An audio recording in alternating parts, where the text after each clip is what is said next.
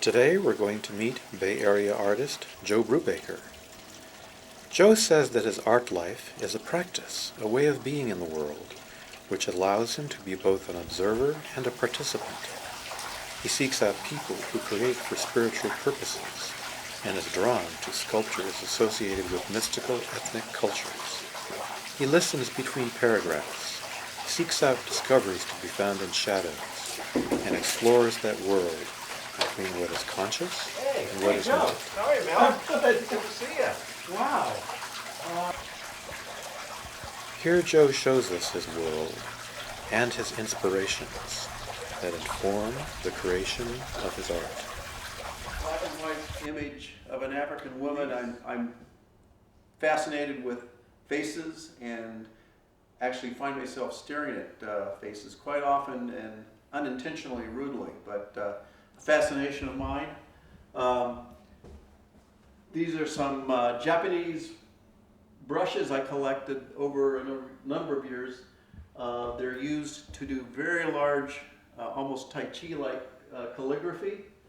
And then these are heads and figures I've collected from many travels and many places, all inspirational for one reason or another. On the top here is a sculpture I did probably 15 years ago, an abstract wood wall piece.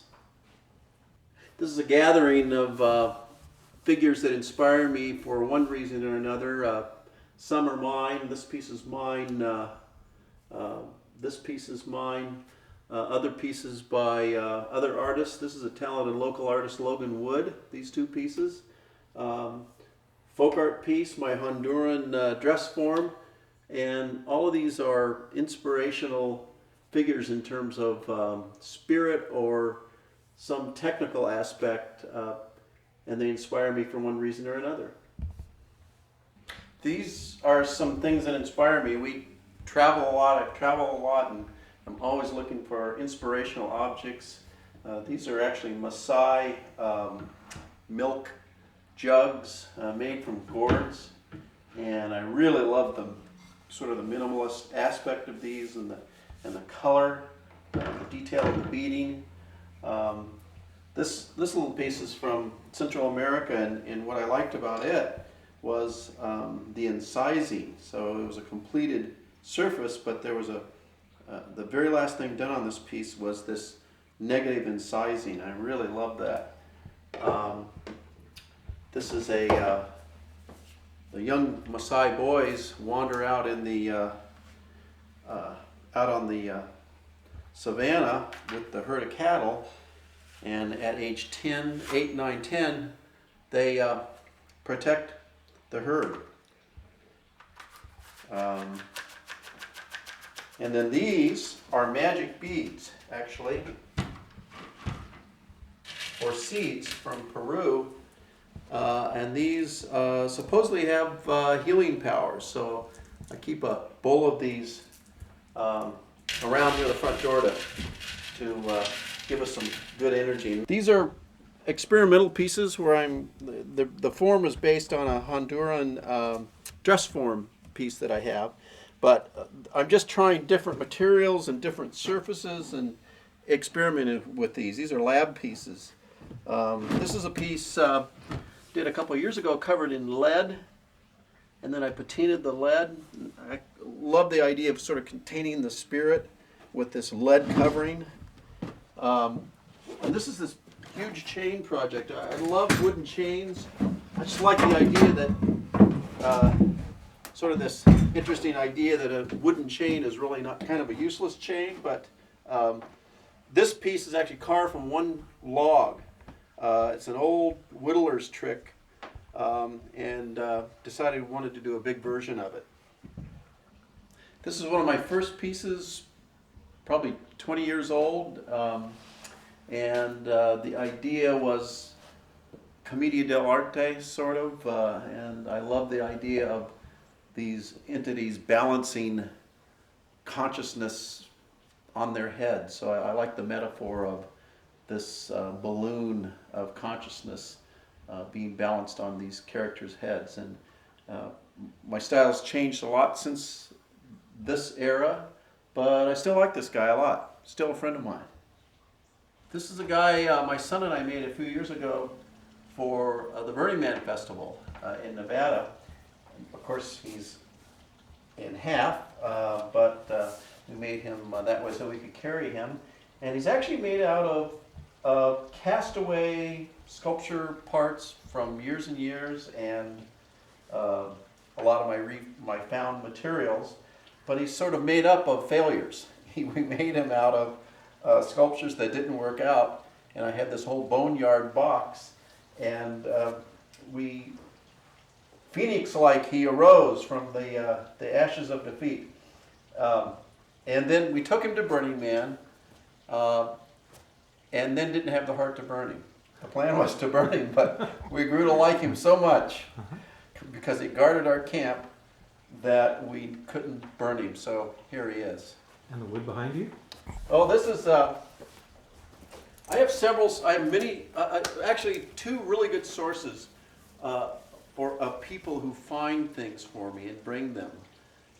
This is an amazing guy actually named Jeff Vidd, who's been around this area for years, and he cleans up the creeks, the seashores on his own time, and finds these amazing treasures. And now he and I both share a passion for beautiful objects. I'm standing with my twin.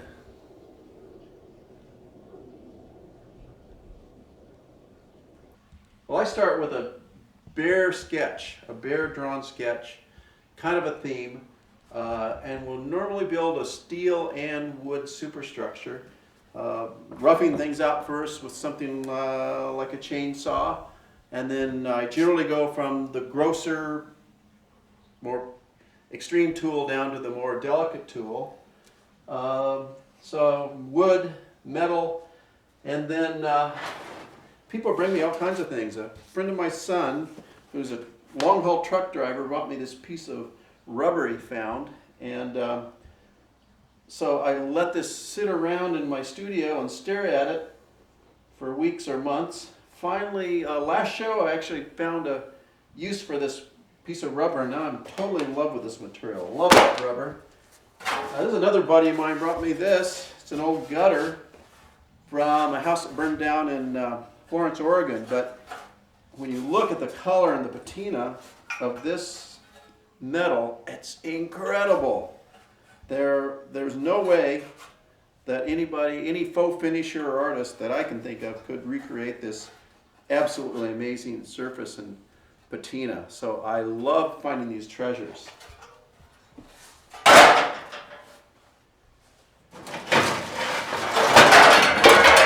a pretty cool pen. I think it's from a bakery. I think it's an industrial bakery sieve or something. And I wanted to use it on several pieces. Haven't been able to find the right situation yet, but I can guarantee you one of these days this piece will find itself.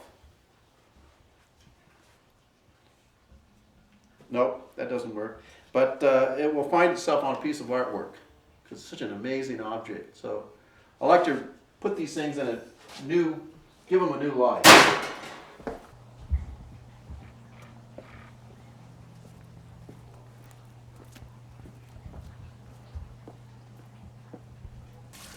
Made this piece 2.5 years ago.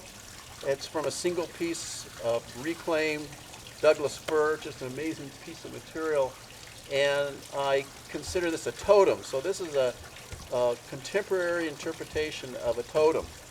The piece over there, which I call Metamorphosis, is also a found piece of a cypress trunk. And I decided to create a piece that was two pieces of art in one. So when you view that piece from the front, you see the trunk of a beautiful tree, but as you walk around, there's an artifice. There's a steel framework, almost like a stage set. So, and that completes the circumference of the tree. Joe, thank you so much for inviting me to your home and showing me these wonderful things you have here and the studio that you make them in. I really enjoyed it, Mel. There is one thing. What? Well, I have a show at the Palo Alto Art Center that runs through April 26th, and I think it's something that we should see. What kind of art do you have there? You'll have to wait and see. Do you think we can make it today? Let's go. Let's go. Let's do it.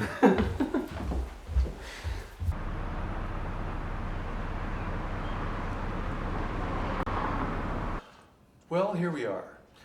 Joe, what is the surprise you had for me? All of this.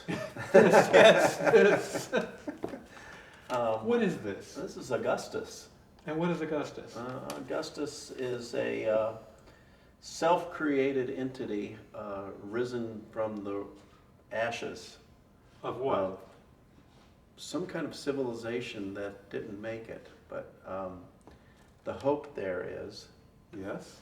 metaphorically speaking also, is he has recreated himself from these bits and pieces, and is some of the treasures that you saw at my studio. Right.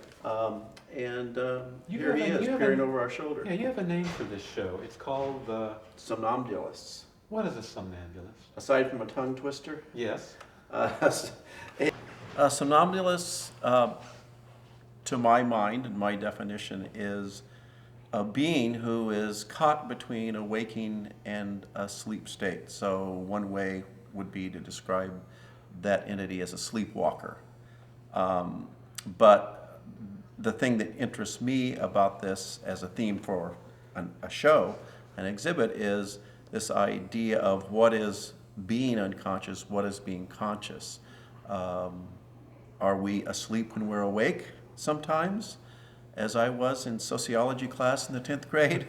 Or are we, are we fully, and what is being fully awake, fully present? So that's the interest for me. Do you see evidence of somnambulism as you go down the street? I do sometimes. I see the reflection of somebody who looks a lot like me. Uh-oh. As a sort of sleepwalking. Yes, I do.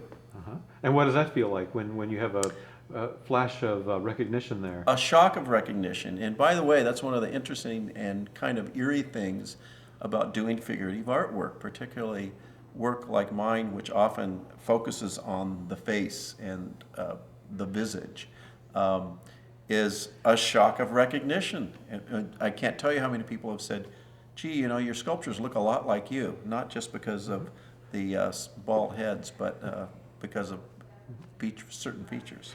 Well, sculptures often do that. They often make sculpture that reflects themselves. And I think you do that also. I call it a God experience with a small g. That's my definition. Or the Geppetto Experience. What's the Geppetto Experience? Geppetto Experience. Pinocchio? Pinocchio, Yeah. sure. Making a real boy. And there's something very, very interesting and deep about stepping into this figurative wood carved figure tradition, which has been happening among humans for thousands of years. So I think there is a collective consciousness aspect to this, and that's where some of the interesting shadows and feelings and hair raising on the back of the neck comes from when I'm in the studio working on. Maybe I sometimes think that maybe it's a being who's being channeled back. Channeled from what? Well, channeled from ether, and coming back in through one of my And effigy how does that figures. feel? It's both a powerful feeling and a feeling of magic, and that's to me one of the compelling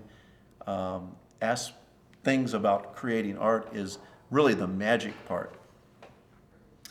This is Paul II, and Paul is made of reclaimed materials and carved cedar, and Paul is the sort of the prophet for the Somnambulists outpost group here.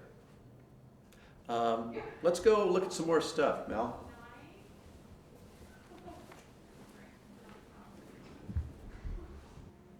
Meet Eric. Eric's a piece that's carved from a wood I love to work with.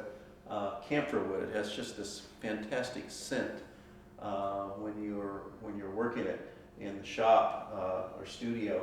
And Eric's a little different than a lot of my work in the sense that his gaze is not direct, but is directed away from the viewer.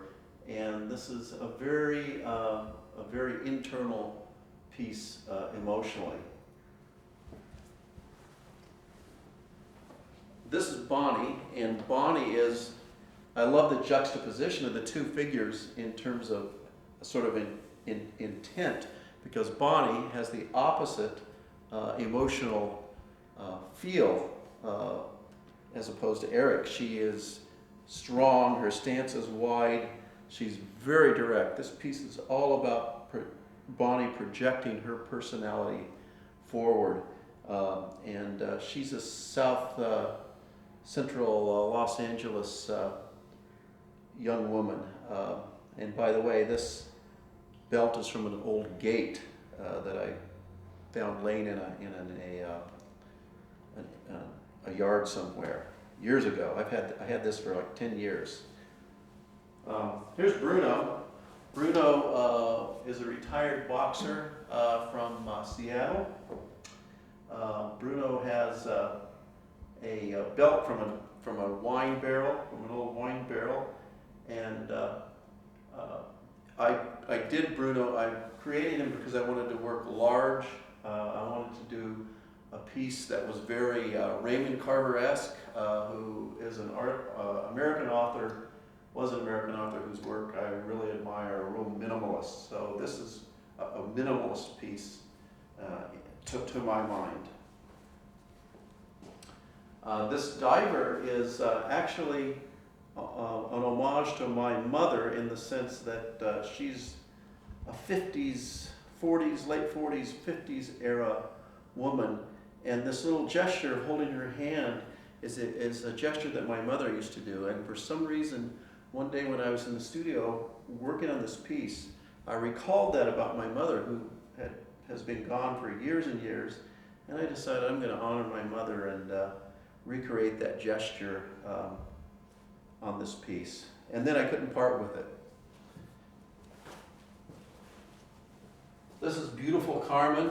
Everybody falls in love with Carmen. My friends, artist friends, call her the woman in red. She has glass eyes and little semi-precious stones in her ears. And she's a piece that I just really wanted to create a piece that was beautiful and all about beauty and color, and just to kind of luxuriate in that.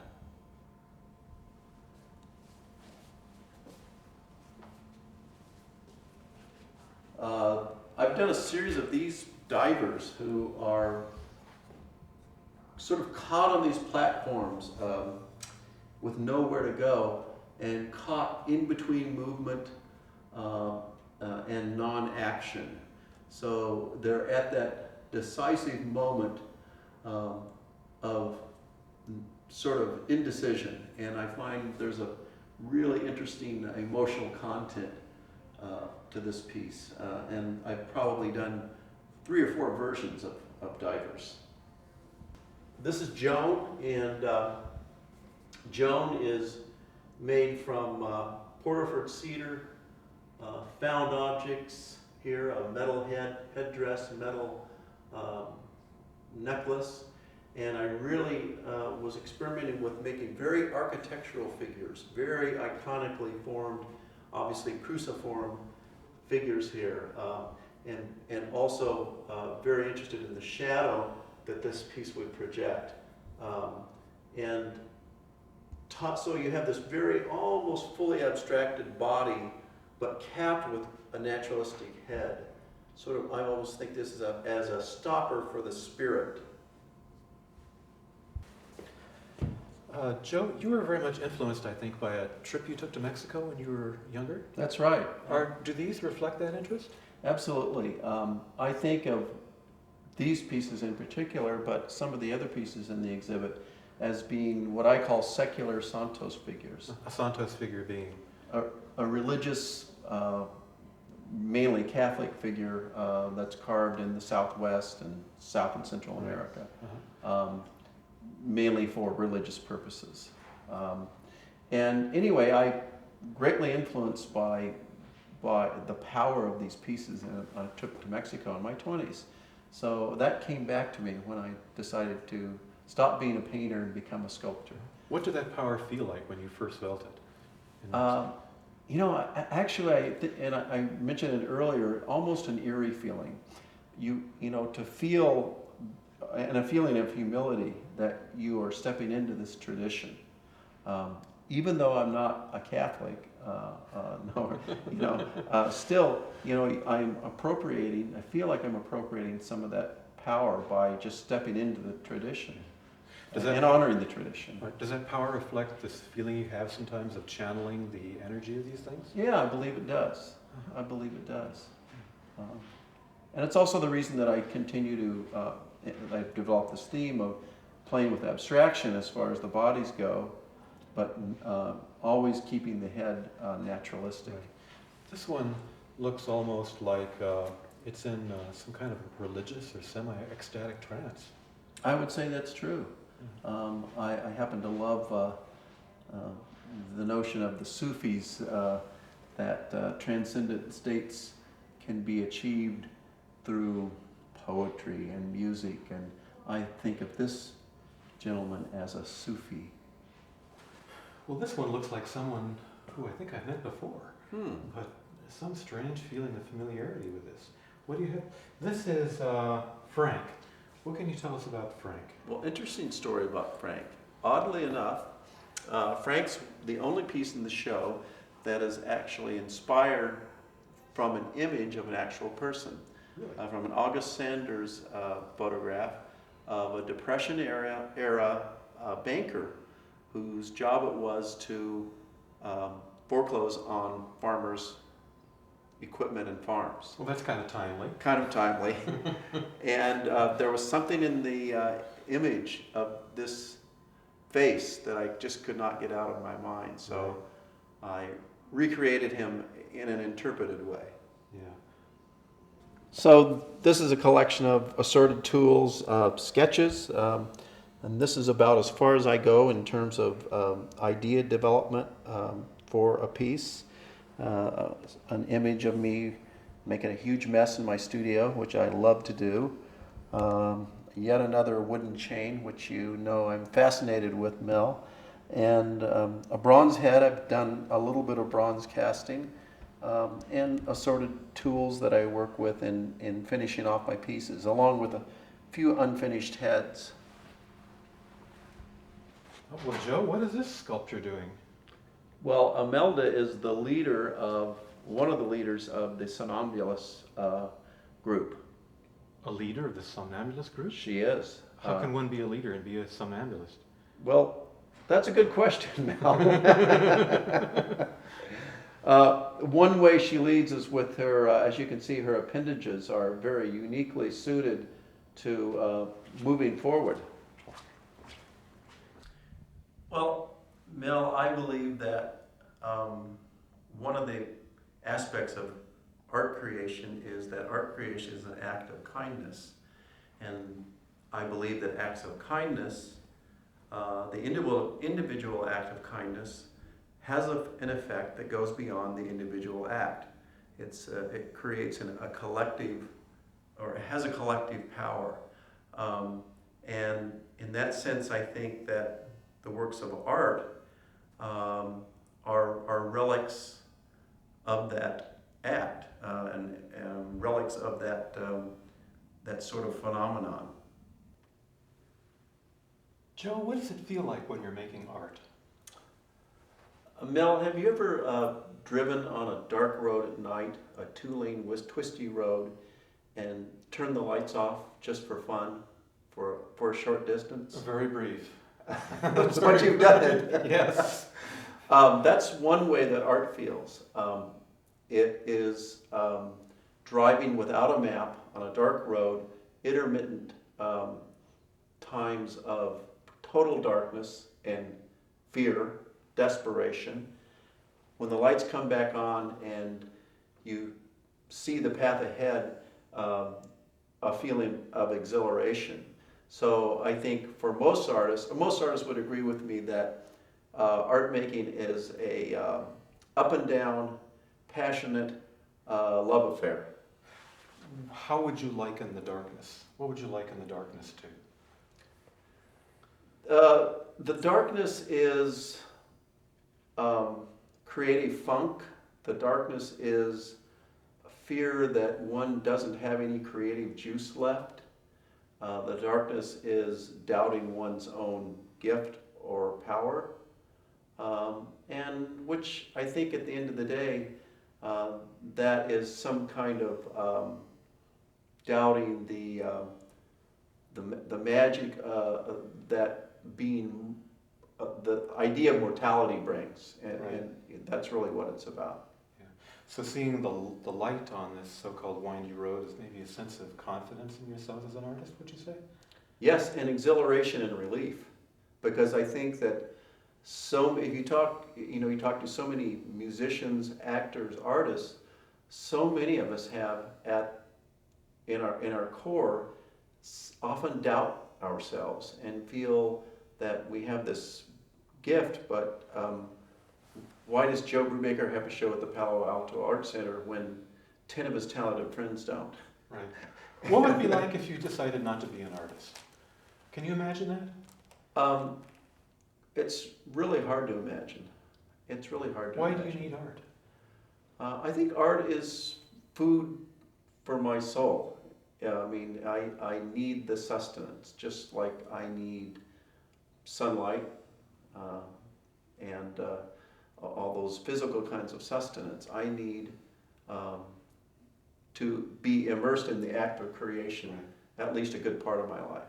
Do you imagine that the creatures you make also might feel that way? I hope so.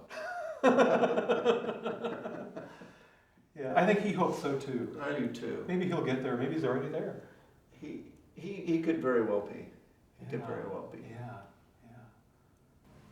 Mel? Oh, yes. I would like to gift you with a copy of my recently published book, The Somnambulists. Wow. And it's a journal of my creative process. Uh-huh. This is just filmed with wonderful, wonderful images. Well, it's This like is a a trip video. this is a real art book. Wow. And many things we haven't seen or talked about. This is wonderful. Thank you so much, Mel. Okay. Really enjoyed it. Thank you so much. All right. So it's back up to Marin, huh? Back up to Marin, yes. Okay. I'll accompany you to the door. Okay, thank you. Yeah. Just Thank you. All right. When I got home and leafed through Somnambulists, I could see that what Joe said about it is true. It is a transparent look into his creative life.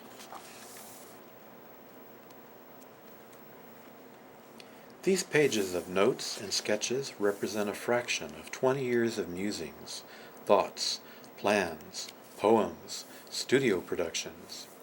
Joe says, "My early art heroes were, to me, magicians, and I still view art in its least ironic and cynical form as magic." I hope that exploring this volume will give you an intuitive and honest window into my curious, contradictory, and often messy and playful mind. In that sense, it is a reflection of who I am. To a curious, and curiouser person like me, who enjoys peeling the onion all the way until what is left is something else to be explored again. Thanks, Joe.